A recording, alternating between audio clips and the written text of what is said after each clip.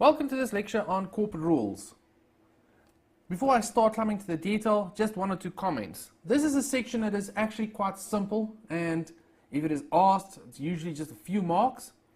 What has happened in the past in exams is that the exams will say the corporate rules do not apply in this situation, and then because students didn't really study corporate rules, they then all of a sudden say, oh, but now I don't know how to answer it because of corporate rules and it's so challenging. That's not the case, guys. It's a very, very simple section. It can only be a limited amount of marks. And if they don't apply it, it means it's all the normal rules that apply. So if you are struggling with a question and they tell you that corporate rules do not apply, then it means that you just don't know the other theory as well as you thought that you did. Okay, so let's climb into corporate rules. So, the idea behind corporate rules is that it tries to tell us what to do in a situation when there is a group of companies. So, for example, just in a very simple way, let's say A Limited owns 100% of the shares in B Limited. And now there are intergroup transactions between these companies. Now, when you're looking at financial accounting, we do consolidations. So we do things where we eliminate intergroup profits and so forth. Tax does not have that, because in tax, A Limited is a separate company and B Limited is a separate company, so they are each their own separate taxpayers. You don't have a group tax in South Africa. So what corporate rules try and do is to try and have this situation where A Limited gives something to B Limited, for example, and they're trying to eliminate any recoupments or gross profit or taxable income that basically will arise from that transaction. So it's a way of trying to do what consolidations are trying to achieve, but for tax. Okay, it's a lot more simple in my opinion. So, corporate rules are intended to provide relief to intergroup transactions. I want you to then see, these are two terms that you will encounter and which I will refer to. So, if taxpayer A transfers assets to taxpayer B, or transfers anything to taxpayer B, the person who is making the transfer, taxpayer A, is called the transferor, and the person who is receiving it is called the transferee. So if you see that term, guys, that is basically what we are referring to. Now, some important matters to note around corporate rules. First thing is that Section 41 tells us that the corporate rules will override all other sections in the Act except for Section 24BA and Section 103. And I want you to always, if it's a discussion question, you should always state this. You'll just say, Section 41 indicates that the corporate rules override all other sections of the Act except for Section 24BA. That's up to where I would go. Then, please note that although these sections do apply, if both parties decide, so if A Limited and B Limited both indicate in writing, so that there's a record, a proper record of it, that they don't want the corporate rules to apply, then it won't apply. Right, and this is another comment that I want you to just state as a general rule when you are answering any discussion question on this. Easy marks to get. And then I'll just make this comment here. You always need to still consider Section 24BA. What is Section 24BA? Can you remember it?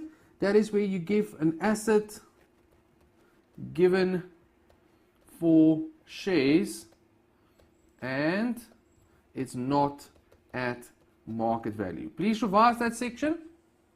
We're not going to go into too much detail around that here. Now, as we've already mentioned, corporate rules apply to a situation where there's a group of companies, and it's basically to eliminate the intergroup transactions. Now, in this next part, what I'm going to discuss is the concept of a group of companies. What does that mean? How is that defined? Now, important, guys, group of companies is discussed in Section 1, and there's a second definition in Section 41. Section 41 is basically the corporate rules section. So we've got the big definition, and then Section 41 will refine that a little bit further for the purposes of corporate rules. So here's the Section 1 definition of a group of companies. It says a group of companies means two or more companies in which one company, which is referred to as the controlling group company, directly or indirectly holds shares in at least one other company which is called a controlled group company, to the extent that, right, I want you to first look at B. The controlling group company directly holds at least 70% of the equity shares in at least one controlled group company. And A, at least 70% of the equity shares in each controlled group company are directly held by the controlling group company, one or more other controlled group companies, or any combination thereof. All right, so let me explain to you what this means. So the first thing I want you to see is that they tell you that there is one company, at least one company, which is called a controlling group company, that holds shares in another company, which is called a controlled group company, to the extent that B, the controlling group company holds at least 70% of the equity shares in it. Okay, so here's my structure. We've got A limited, B limited, C limited. Okay, it should be self-explanatory. A limited owns 70% of the shares in B limited. Now, that is this application over here. So A limited is called the controlling group company because they are in control. And B limited is called the controlled group company in this case. What is important for you to note here is that we have to have at least one situation like this where A limited, the controlling group company, has 70% or more in one of the companies. Okay, I'll explain that in a second a little bit further. The next one is, if we look at C limited over here, A limited owns 60% in C limited and B limited owns 20%. So, together, 60 and 20, that is 80%. I want you to understand this is not an effective interest that we're looking at. We're not saying A limited effectively has 70% in B limited times 20%, and that is the effective interest. No, that's not what we're looking at here. We are just looking at how much of C limited shares are owned by other companies in this group, and the answer is 80%.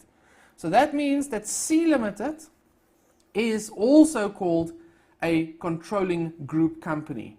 So what I want you to understand is, because of this situation, all three of these companies are considered part of a group of companies for Section 1. Now, I just want to point out to you the following. Let's say A limited owned only 60% in B limited. Then we don't have a situation described in Part B where the controlling group company holds at least 70% in one of the controlled group companies. If that had to be the case, yes, A limited is for voting rights, all those things, in control because it has more than 50%.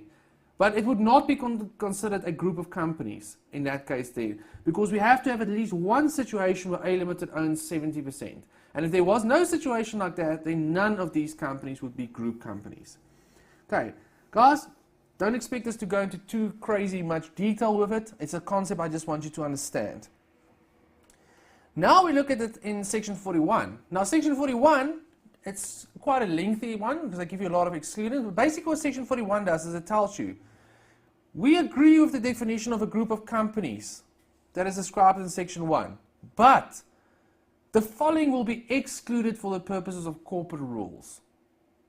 Okay, and the most important ones are, I just want you to see, is a non-profit company, companies which are exempt from tax, public benefit organizations.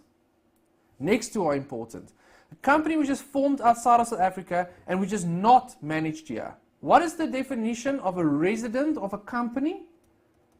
A resident for a company, remember in Section 1, it tells you it's either formed in South Africa or it's controlled in South Africa. So if it's formed outside of South Africa and not controlled here, it's a foreign company. So this is a foreign company. The next one, a company with a plan for effective management outside of South Africa, also a foreign company.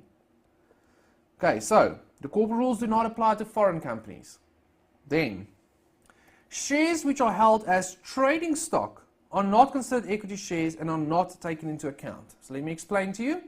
So in this situation where A limited has 60% in C limited and B limited has 20% of the shares in C limited. If B limited owned this 20% as trading stock in C limited, those shares, you would not consider that 20% at all. So then you would ask, how much is C limited in this group? Only 60%. So basically, if it's a trading stock, you ignore those shares in your calculation.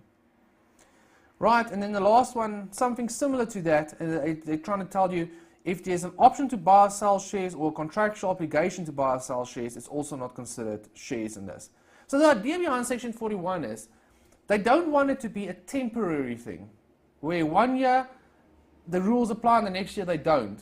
And if you look at a trading stock, the idea is that you're going to be selling it and moving that items. So it's not intended to be a long-term arrangement, and therefore should not agree.